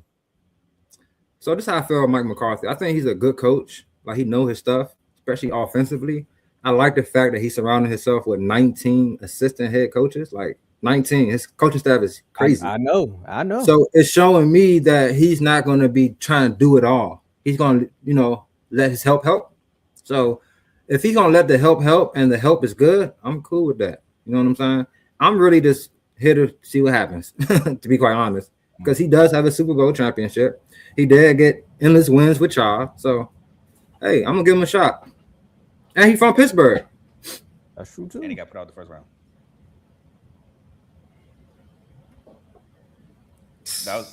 Go ahead, Tomo. You letting that thing marinate. Go ahead, Tomo. Shout out to our superstar member. That was my last word. I just wanted to hear what Vaughn had to say about Mike. Mike from Pittsburgh. That's what they called him when he started losing. So I'm just let you know, be ready.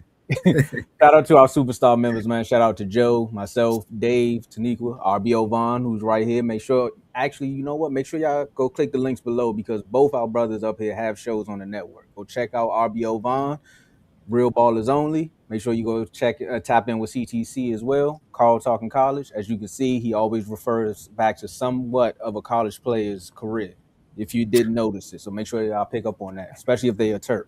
or a Michigan player. He loves doing that.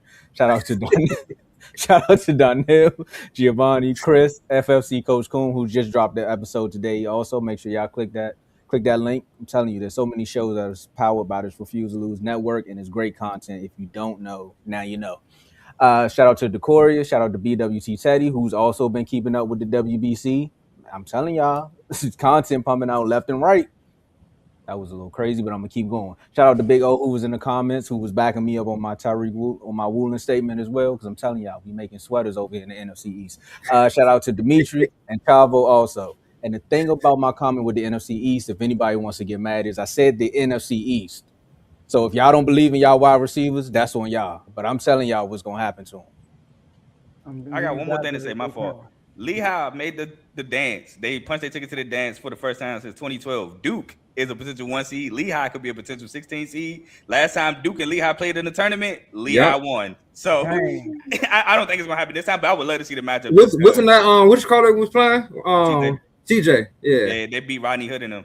I think Duke losing right now too. No, I think it's close. I don't think they're losing. They playing right now. Duke they up 7 against Florida State. Duke? Oh, Duke is playing right now. That's right. We play Clemson at 9:30. I gotta watch that later tonight. That's right. Before I go, tune in to RBO tomorrow at 9. We're gonna recap the. I'm trying to pick between the Celtics and the Thunder game and the Nuggets and the Spurs game. So it's kind of tough for me to pick. So we're gonna recap one of those games tomorrow. So make sure y'all tune in. I mean, we know the results on the OKC game already. Come on. Yeah, but I want to see how Tatum and Brown look against them boys. Tatum out. I'm about to say Tatum not playing. Oh, Tatum not playing today? Hey, Tatum, y'all. So we're gonna do the Spurs and the Nuggets. Straight that like was that. easy. I need to turn all right, y'all. That's all we have for y'all today, and we'll see y'all Monday at the next episode. Peace.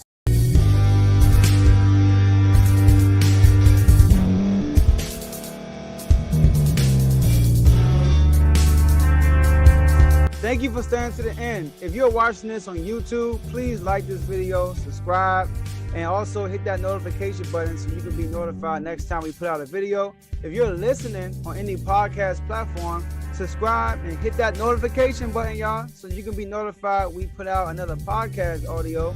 And last but not least, hit that share button. No matter what you're listening to or watching it, hit that share button and send it to somebody that you know that would love to watch this episode you just listened to. So once again, thank you for staying to the end, and we'll see y'all at the next episode.